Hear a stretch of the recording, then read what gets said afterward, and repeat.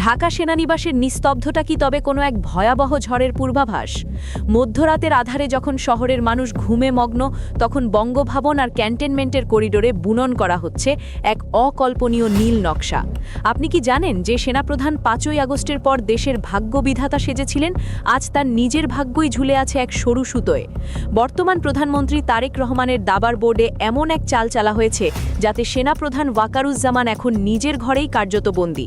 ক্ষমতার এই রক্ত হিম করা খেলায় আজ আমরা উন্মোচন করব সেই গোপন ফাইল যা কোনো মিডিয়া প্রকাশের সাহস পায়নি। আজ পর্দা উঠবে সেই মাস্টারমাইন্ড পরিকল্পনার যা বদলে দিতে যাচ্ছে বাংলাদেশ সেনাবাহিনীর ইতিহাস। কেন হঠাৎ করে সেনাপ্রধানকে সরিয়ে দেওয়ার এই রহস্য দানা বাঁধছে? আজ নিউজ বিডি লাইভে আমরা সেই সত্যটিই ফাঁস করতে যাচ্ছি যা জানলে আপনার গায়ের লোম দাঁড়িয়ে যাবে। আজ ঢাকা সেনানিবাসের ভেতরে বিরাজ করছে এক শুনশান নীরবতা। সেনাপ্রধান ওয়াকারুজ্জামান, যিনি একসময় দাপটের সাথে অন্তর্বর্তীকালীন সরকার গঠন করেছিলেন, আজ তিনি ক্ষমতার কেন্দ্রবিন্দুতে সম্পূর্ণ একা। তারেক রহমান প্রধানমন্ত্রী হিসেবে দায়িত্ব নেওয়ার পর কোনো রকম হাঁকডাক ছাড়াই এমন এক চাল দিয়েছেন যাতে ওয়াকারুজ্জামানের পায়ের তলার মাটি সরে গেছে। ইনভেস্টিগেশন বলছে ওয়াকারুজ্জামান ঘুণাক্ষরেও বুঝতে পারেননি যে তার চারপাশে কতটা নিখুঁতভাবে ব্যারিকেড তৈরি করা হয়েছে। গোয়েন্দা সূত্র বলছে আগামী ৭২ ঘণ্টা ঢাকা সেনানিবাসের ইতিহাসের সবচেয়ে রহস্যময় সময় হতে যাচ্ছে। অত্যন্ত চতুর কৌশলে সেনাবাহিনীর শীর্ষ ৫টি উইং, লজিস্টিক, ইন্টেলিজেন্স এবং অপারেশনাল কমান্ড থেকে ওয়াকারের বিশ্বস্ত ৫ জন জেনারেলকে সরিয়ে দেওয়া হয়েছে। এটি কোনো সাধারণ রদবদল নয়, এটি হলো পেশাদারিত্বের ছদ্মবেশে এক বিশাল পর্দার আড়ালের ষড়যন্ত্র। তারেক রহমান এখানে প্রমাণ করেছেন তিনি একজন আসল ঠান্ডা মাথার খেলোয়াড়।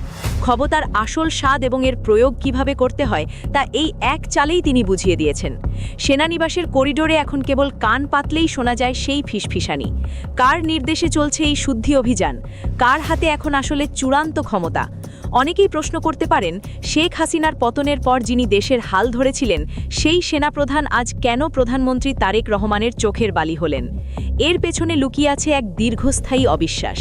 গত ৫ই আগস্ট যখন ছাত্র জনতার প্রবল আন্দোলনে শেখ হাসিনার পতন হল, তখন দেশের আইন শৃঙ্খলা ব্যবস্থা পুরোপুরি ভেঙে পড়েছিল। সেই সময় এই ওয়াকারুজ্জামান সামনে এসেছিলেন এবং ডক্টর মোহাম্মদ ইউনুসকে প্রধান উপদেষ্টা করে একটি অন্তর্বর্তীকালীন সরকার গঠন করেছিলেন। কিন্তু দেশের মানুষ এটা কখনোই ভুলে যায়নি যে এই ওয়াকারুজ্জামানকেই সেনাপ্রধান বানিয়েছিলেন স্বয়ং শেখ হাসিনা। আর এই পারিবারিক ও রাজনৈতিক সম্পর্কই আজ তার জন্য কাল হয়ে দাঁড়িয়েছে। রাজনৈতিক বিশ্লেষকরা মনে করছেন তারেক রহমানের এই পদক্ষেপ কোনো আকস্মিক সিদ্ধান্ত নয়, এটি হলো প্রতিরক্ষা ব্যবস্থাকে চিরতরে আওয়ামী প্রেতাত্মা মুক্ত করার এক ভয়াবহ পরিকল্পনা। ওয়াকারুজ্জামানকে সেনাপ্রধানের পদে রেখে দিলে ভবিষ্যতে যে কোনো সময় কু বা পাল্টা অভ্যুত্থানের আশঙ্কা ছিল, তাই কোনো পুরনো কুবুদ্ধি যেন আর কাজ না করে সেই ব্যবস্থা তিনি একদম পাকাপোক্ত করছেন।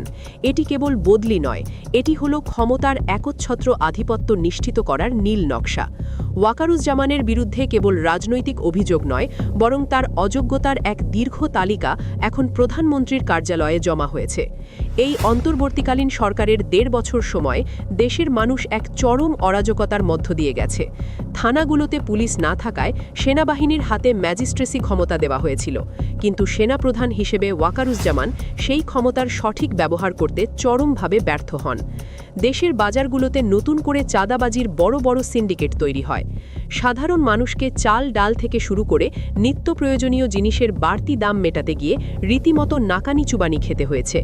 পাড়ায় পাড়ায় এবং বাস টার্মিনালগুলোতে প্রকাশ্য দিবালকে চাঁদাবাজি চললেও সেনাবাহিনী কোনো কঠোর ব্যবস্থা নেয়নি। সেনাপ্রধান হিসেবে ওয়াকারুজ্জামান এসব সমস্যার কোনো তোয়াক্কাই করেননি।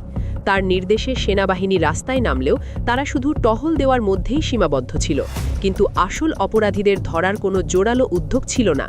এই ব্যর্থতা সাধারণ মানুষের মনে ক্ষোভের জন্ম দিয়েছে, যা তারেক রহমানকে এই কঠোর পদক্ষেপ নিতে সাহস জুগিয়েছে। শুধু দেশের ভেতরের অবস্থা নয়, সামরিক বাহিনীর ভেতরেও তিনি চরম ব্যর্থতার পরিচয় দিয়েছেন। ইনভেস্টিগেশনে দেখা গেছে তার সময় গত ১.৫ বছরে বাংলাদেশ সেনাবাহিনীর জন্য বাজেটে সবচেয়ে কম টাকা বরাদ্দ দেওয়া হয়েছে। বিমান বাহিনী ও নৌবাহিনীর আধুনিকায়নের জন্য কোনো বড় সামরিক চুক্তি বা অস্ত্র কেনার উদ্যোগ তিনি নেননি। সাধারণ সৈনিকদের সুযোগ সুবিধা বা জাতিসংঘ শান্তিরক্ষা মিশনে যাওয়ার বিষয়েও তিনি কোনো জোরালো ভূমিকা রাখতে পারেননি। সেনাবাহিনী